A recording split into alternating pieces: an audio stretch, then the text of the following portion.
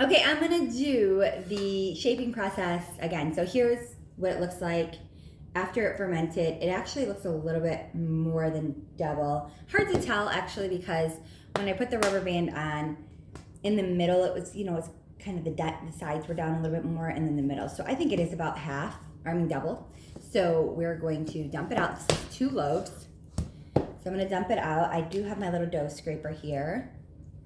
And I don't have a bucket of water for my hands, but we'll see how this is, if it's manageable. But if you can see, it has a lot of airy bubbles. This is good. This is what you want for your dough. And then I'm just gonna help it along here because we gotta go. We're headed out to Michigan State today to see Cody. It's exciting. Get him some stuff for his spring break and then get his bunny so that he can I have to take care of that. I guess he doesn't need to worry about his fish, I'm guessing. He's chancing the fishies, but anyways.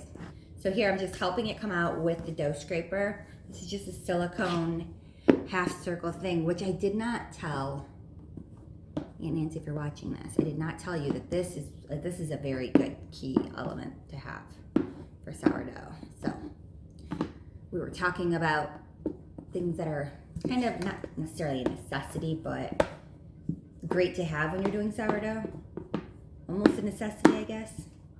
It's not a necessity, but it makes life so much easier in the sourdoughing-ness. All right, and if you see, it comes off really clean. This is good. This is a very good sign that it's not overproofed. It comes off pretty clean. It really removes all of it.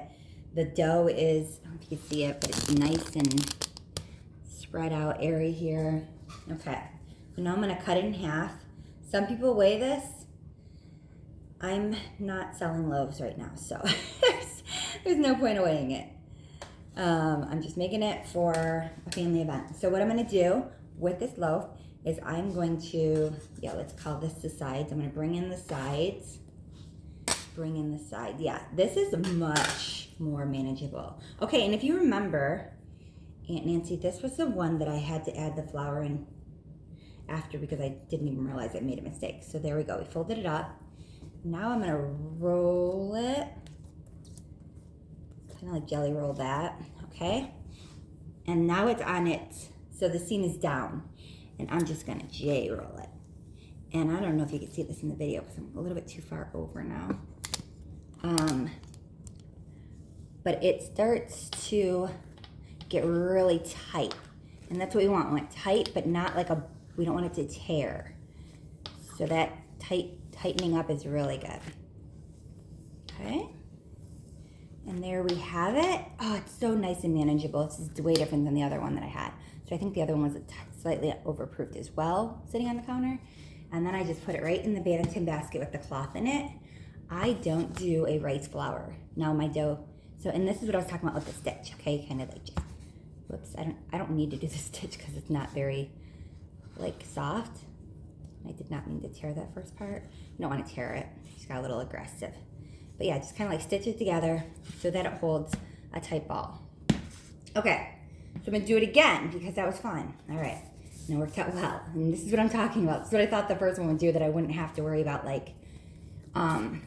my hands getting wet or anything like that. Okay, so you can either do from the bottom top or top bottom, but either way you need to kind of fold it into itself. There. And now you can, like a jelly roll, so the sides are kind of tightened up too. Jelly roll it over. I don't think we talked about that last night. And then just J-roll. Just like a J-roll. And you're getting it really nice and tight here. It's a tight ball, but you don't want it to rip. See how this, it's pretty tight? I don't want that to rip. There we go. It feels nice and held together. I'm excited about these loaves, okay? It's not too wet, not too dry, just right. And then I'm gonna stitch it. Stitch it, and really you're just trying to basically pull it together. You can even just use your fingers and this is gonna be the bottom, so it doesn't matter what it looks like. The main thing is that it stays together, okay? And again, it might pull apart while it's sitting here and resting, but as much as possible, we can pull it together. Okay, so I have these two. I'm gonna grab plastic. You can either put plastic wrap over it, or what I do is these bags. I have them anyways for sandwich loaves.